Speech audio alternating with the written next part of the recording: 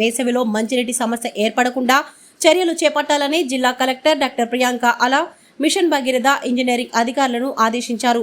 శుక్రవారం IDOC mini సమావేశ మందిరంలో భద్రాద్రి కొత్తగూడెం జిల్లాలోని ఎంపీడీఓలు ఎంపీఓలతో వీడియో కాన్ఫరెన్స్ నిర్వహించారు. మంచినీటి సరఫరా, మున్సిపాలిటీల పంచాయతీ పరిధిలోని గ్రామ ప్రజలకు నీటి కొరత రాకుండా ముందస్తు ప్రణాళికపై సమీక్షా సమావేశం నిర్వహించారు. ఈ వేసవిలో జిల్లాలో ఎలాంటి నీటి ఎద్దడి రాకుండా అధికారులు, గ్రామ పంచాయతీ కార్యదర్శులు motor repairs, hand pump repair చేయించి సిద్ధంగా ఉంచుకోవాలని చెప్పారు. గ్రామ పంచాయతీలో నీటి పరిశుభ్రత, నీటి సరఫరాపై సెక్రటరీలు, స్పెషల్ ఆఫీసర్లు రోజువారీ సమీక్ష జరుపుకోవాలన్నారు. రాబోయే ఎండాకాలం తీవ్రంగా ఎండలు ఉండే అవకాశం ఉన్నందున భూగర్భ జలాలు తగ్గుముఖం పట్టనందున అధికారులు తగు చర్యలు తీసుకోవాలన్నారు. గత 3 సంవత్సరాలలో తీవ్ర నీటి ఎద్దడి ఉన్న గ్రామాలను గుర్తించి వాటి నివారణకు యాక్షన్ ప్లాన్ సిద్ధం చేయాలన్నారు. ఈ కార్యక్రమంలో DRDO PD Vidyachandana, ZP CO Prasuna Rani, mission Bhagiratha EE Tirumalesh, BC welfare అధికారి Indira, Panchayati Raj EE Srinivasa Rao, Kothagudem municipal commissioner Seshanjan తదితరులు పాల్గొన్నారు.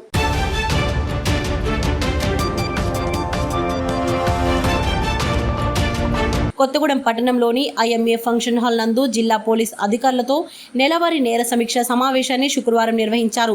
ఈ సమావేశంలో పాల్గొన్న పోలీసు అధికారులతో ఎస్పీ రోహిత్ రాజ్ మాట్లాడుతూ ప్రతి కేసులో క్వాలిటీ ఆఫ్ ఇన్వెస్టిగేషన్ ద్వారా నేరస్తులకు శిక్ష పడే విధంగా చేసి బాధితులకు న్యాయం చేకూర్చాలని సూచించారు. కేసుల విచారణలో జాప్యం చేస్తే సహించేది లేదని హెచ్చరించారు.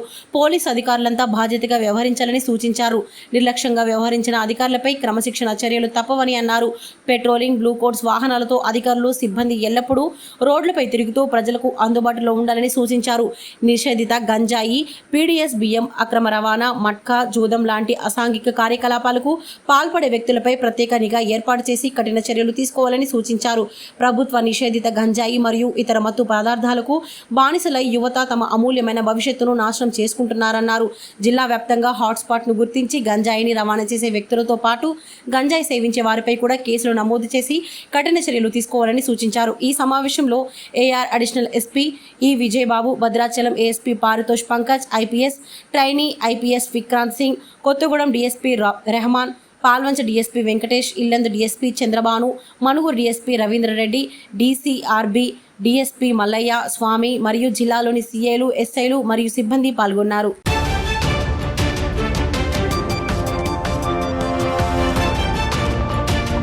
ఉన్నతాధికారులు జోక్యం చేసుకుని హాస్టల్ డైలీ వేజ్ వర్కర్స్ సమస్యలను పరిష్కరించాలని సిపిఎం రాష్ట్ర కమిటీ సభ్యులు మచ్చ వెంకటేశ్వర్లు డిమాండ్ చేశారు.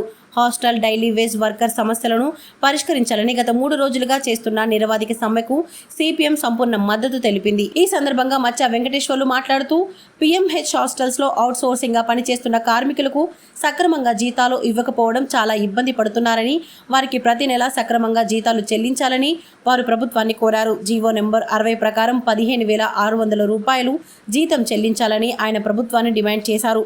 నూతనంగా ఏర్పాటైన ప్రభుత్వం కార్మికుల సమస్యలు పరిష్కరించడంలో చొరవ చూపాలని విజ్ఞప్తి చేశారు. కార్మికుల సమస్యల పరిష్కారం కోసం చేసే పోరాటాలకు సిపిఎం సంపూర్ణ మద్దతు ఉంటుందని అన్నారు. ఈ కార్యక్రమంలో పార్టీ జిల్లా కార్యదర్శి వర్గ సభ్యులు ఎంబీ నర్సారెడ్డి, పట్టణ కార్యదర్శి గడ్డన్ స్వామి, కార్యదర్శి వర్గ సభ్యులు బండారు శరత్ బాబు, వై వెంకట రామారావు తదితరులు పాల్గొన్నారు.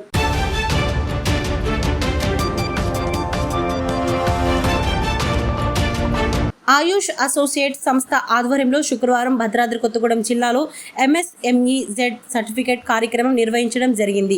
ఈ certificate quality council of India వారి ప్రతి మ్యానుఫ్యాక్చరింగ్ యూనిట్ తప్పనిసరిగా తీసుకోవాల్సిందిగా సూచించడం జరిగింది. దీనివల్ల కేంద్ర ప్రభుత్వం నుండి యూనిట్కి వచ్చే ఎలాంటి పథకానికైనా వారు అర్హులు అవుతారని, అలాగే సర్టిఫికేట్ వల్ల అనేక రకాల లాభాలు ఉన్నందున ప్రతి మ్యానుఫ్యాక్చరింగ్కి యూనిట్ తప్పనిసరిగా ఈ సర్టిఫికేట్ని తీసుకోవాలని, లాభపడాలని నిర్వాహకులు కోరారు. ఇందులో భాగంగా భద్రాచలంలో ఫైర్ డిపార్ట్మెంట్ వారి సహకారంతో అవేర్నెస్ క్యాంప్ నిర్వహించడం జరిగింది. ఈ కార్యక్రమంలో ఫైర్ ఆఫీసర్ శ్రీనివాస్ మరియు వారి బృందం ఎంఎస్ఎంఈ యూనిట్ యజమానులకు అవగాహన సదస్సు ఏర్పాటు చేయడం జరిగింది. ఈ కార్యక్రమంలో ఆయేషా అసోసియేట్స్ యాజమాన్యం శంకర్ పవర్, గిరిధర్, వెంకటేష్, భద్రాద్రి కొత్తగూడెం జిల్లా ఇన్ఛార్జ్ వాసు పాల్గొన్నారు.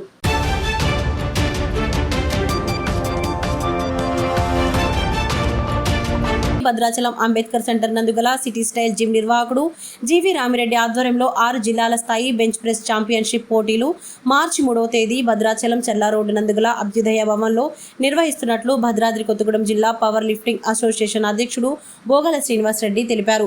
ఈ పోటీలలో పురుషుల విభాగాలు, మహిళల విభాగాలు, మాస్టర్స్ విభాగాలు ఉన్నాయని, పోటీలలో పాల్గొన్న ప్రతి క్రీడాకారునికి టిఫిన్ మరియు మధ్యాహ్న భోజనం, ఉచిత భోజనం సదుపాయం ఏర్పాటు చేస్తున్నట్టు నిర్వాహకులు తెలిపారు. అదేవిధంగా పోటీలలో గెలుపొందిన క్రీడాకారులు మెరిట్ సర్టిఫికేట్తో పాటు మెమోంటోలు కూడా అందజేయబడతాయని కూడా అధ్యక్షులు శ్రీనివాస్ రెడ్డి తెలిపారు.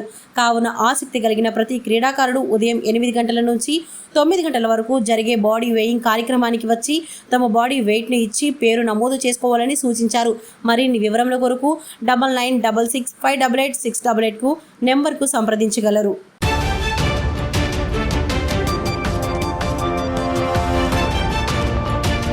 ఖమ్మం నగరంలోని కస్బా బజారులో నూతనంగా ఏర్పాటు చేసిన అక్షయ క్లాత్ మార్ట్ ప్రారంభోత్సవ వేడుకలు శుక్రవారం నిర్వహించగా రాష్ట్ర రెవెన్యూ శాఖ మంత్రి పొంగులేటి శ్రీనివాసరెడ్డి క్యాంప్ కార్యాలయం ఇన్ఛార్జ్ తుంబూరు దయాకర్ రెడ్డి హాజరై జ్యోతి ప్రజ్వలన చేసి శ్రీకారం చుట్టారు. అనంతరం Khammam deputy mayor Sheikh Fatima Johara, corporator Kamarthapu మురళితో కలిసి మాట్లాడారు.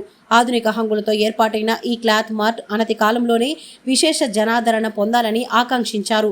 మారుతున్న కాలానికి అనుగుణంగా కొత్త డిజైన్లు ఉండాలని, ధరలు సామాన్యులకు కూడా అందుబాటులో ఉండాలని మార్ట్ నిర్వాహకులకు దయాకర్ రెడ్డి సూచించారు.